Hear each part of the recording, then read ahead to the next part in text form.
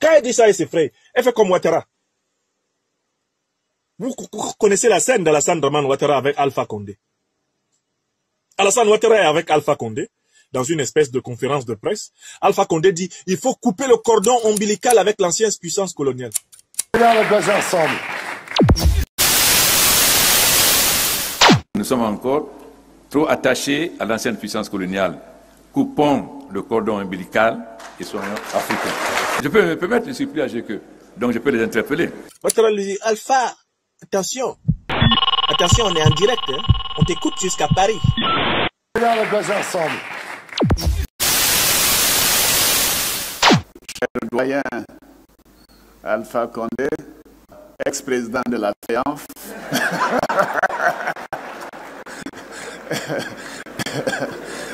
président de la République de Guinée et président en exercice de la conférence des chefs d'État de l'Union africaine. J'ai oublié de dire à Alpha que nous étions en direct.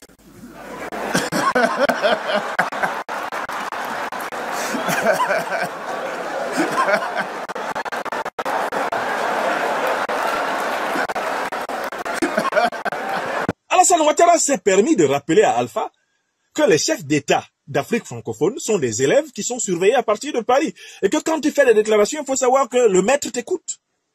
Et il l'a dit publiquement. Et Alpha Condé a dit j'assume. Alassane, j'assume. Ensemble.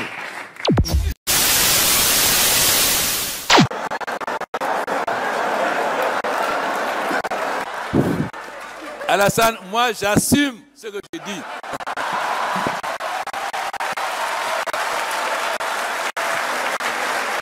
Bien, mon cher conseiller politique, voilà, vous êtes égal à vous-même. Merci beaucoup.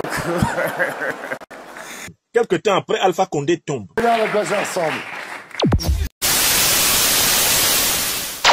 Hier soir, j'ai appelé Alassane pour que le musée pourrait être au courant aujourd'hui. C'est Alassane qui donne le courant, je pourrais. Non, c'est une ligne d'interconnexion. Comme vous-même vous avez dit. Et on entend Ouattara dans le téléphone rouge. Mais je lui avais dit. Je lui avais dit. Voilà, il n'a pas écouté. Voilà, on lui a envoyé un légionnaire qui l'a fait tomber. Ensemble. Bon les amis, vous allez pas m'en vouloir pour cette vidéo rapide que je fais parce que je viens d'apprendre que le dictateur Alpha Condé, président de la Guinée, 83 balais tout de même, hein, a été complètement démis de ses fonctions dans la matinée du dimanche 5 septembre 2021 suite à un putsch qui a entraîné immédiatement comme ça la dissolution des institutions. L'information a été confirmée par le lieutenant-colonel Mamadi Doumbouya. Je profite donc de cette triste nouvelle pour le peuple guinéen pour rappeler à ceux qui ne comprennent toujours pas que les peuples africains ont soif de justice, de prospérité et de bien-être, qu'il y a comme ça une dynamique de changement qui est engagée depuis quelques années en Afrique et la succession de plus en plus rapprochée avec des scandales et des putschs par-ci par-là devrait vous indiquer que l'Afrique est une cocotte minute qui peut exploser demain à tout moment. Je rappelle que la Guinée est le 5e pays producteur au monde de bauxite. Mais le peuple croule dans une pauvreté abyssale. Le pays est seulement 156e sur les 190 pays au monde où on peut faire des affaires. La corruption endémique, le manque d'infrastructures, le despotisme comme dans d'autres pays africains ne sont que des obstructions à son éclosion économique. En Guinée, les prisonniers politiques ne se comptent plus. On connaît par exemple l'histoire du militant Omar Sylla qui a été condamné à 11 mois de calèche pour avoir exercé quoi? Sa liberté d'expression en s'opposant au 3e mandat d'Alpha Condé. Pendant ce temps en France, on aime s'afficher comme la patrie des droits de l'homme. On se rappelle d'ailleurs des épisodes des chefs d'État et responsables politiques français qui aiment aguicher comme des prostituées les dictateurs qu'ils accompagnent au pouvoir dans leur sous-préfecture africaine. Mais, oui, chou, tu l'avais prévenu, hein. Tu l'avais prévenu en Mondovision, hein. Alpha, on nous écoute jusqu'à Paris. Donc, je voulais que vous vous rendiez déjà compte de l'ignominie. Ensemble. J'espère que nous allons faire en sorte que l'intégration africaine, la CEDEAO a beaucoup avancé sur l'intégration économique, mais zéro sur l'intégration politique. Nous sommes en retard par rapport à la SADC et l'Afrique de l'Est au point de vue intégration politique, parce que nous sommes encore trop attachés à l'ancienne puissance coloniale. Coupons le cordon ombilical et soyons africains. Changeons nos petits nationalismes. Vous savez, l'Afrique, on dit que nous sommes l'avenir du monde, c'est vrai. Mais pour cela, faudrait-il que nous-mêmes, nous ayons confiance en nous-mêmes. Ce qui manque à nous, chefs d'État africains, c'est que souvent, on n'a pas confiance à nos hommes d'affaires. On pense que les Européens font mieux. Mais il commence à y avoir un changement.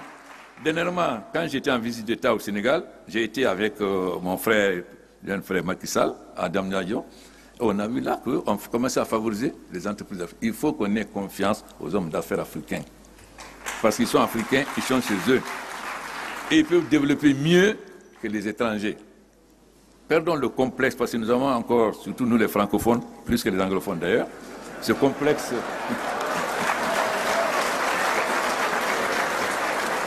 Mais je crois que les choses commencent à évoluer, car l'Afrique doit prendre son destin en main. À Deauville, il se fait au mois, on avait mis les grandes puissances en garde. N'intervenez pas en Libye. Votre intervention va avoir deux conséquences. La somalisation de la Libye et la prolifération des armes chez nous. Qui connaît comment la Libye était gouvernée, c'est que si Kadhafi n'est pas là, chaque Libye va prendre son indépendance. Donc il n'y a pas d'État, c'est comme la Somalie. Et tout le monde savait que la Libye était un arsenal. Voilà aujourd'hui les conséquences que nous subissons. Ce qui est important, c'est qu'aujourd'hui l'Afrique est en train de changer, vous ne savez pas. L'Union africaine était financée par l'Union européenne. Comment voulez-vous parler d'indépendance ?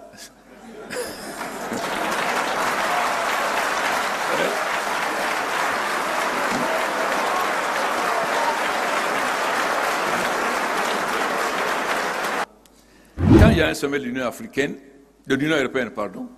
tous les 6 à 10 heures, tous les chefs d'État sont dans la salle à 10 heures moins 5. Nous, quand on dit 10 heures, chacun ça va à midi. Si on commence à midi, on a commencé tôt. Vous avez des présidents qui viennent jusqu'à 10 distances, et la matinée, ils prennent l'avion et repartent, alors que la conférence dure 3 jours. Pourquoi? Et ensuite, nous sommes fatigués par les ministres des Affaires étrangères, ou même des ambassadeurs. Nous avons donc décidé désormais que seul, s'il n'y a pas un président, seul le vice-président ou le premier ministre prendra la parole. Celui qui envoie son ministre des Affaires étrangères, il n'aura pas la parole, encore moins un ambassadeur. Mais ce qu'on n'a pas compris, c'est que les chefs d'État africains ont compris qu'aujourd'hui, avec le danger du terrorisme, l'immigration clandestine, l'accès au développement, l'énergie, la lutte contre le climat, nous ne pouvons pas nous diviser sur un seul problème. On peut avoir des divergences, mais ce qui nous unit est plus important. Nous avons constaté aussi que quand l'Afrique parle d'une seule voix, on est écouté. Mon frère, vous vous rappelez que lorsque nous étions en Afrique du Sud, j'ai fait une lettre que j'ai fait signer par chacun d'entre vous. Vous m'avez dit, encore, tu es revenu à tes habitudes, la fin, l'émotion. Mais nous avons écrit au président Hollande pour dire, voilà nos objectifs. Si le COP21 ne remplit pas ses objectifs, nous ne voterons pas. Et nous avons donné l'ordre à tous les ministres de s'abstenir. La conséquence, nous avons obtenu. Ensemble. Très contente. Par rapport à ce qu'on a entendu, ce qu'on a vu. La confusion régnait hier dans la capitale. Des coups de feu ont été entendus, mais aucun mort n'a été rapporté. Tout s'est déroulé très rapidement. Les putschistes ont diffusé une vidéo du président âgé de 83 ans. S'en sont suivies plusieurs annonces, dont une à la télévision. Je pense qu'il est temps pour nous de se comprendre, de se donner la main, de s'asseoir, d'écrire une constitution qui est adaptée à nos réalités, capable de régler nos problèmes. Parce que si vous voyez l'état de nos routes, si vous voyez l'état de nos hôpitaux, vous vous rendez compte qu'après 62 ans, il est temps pour nous de se réveiller. Il faut qu'on se réveille.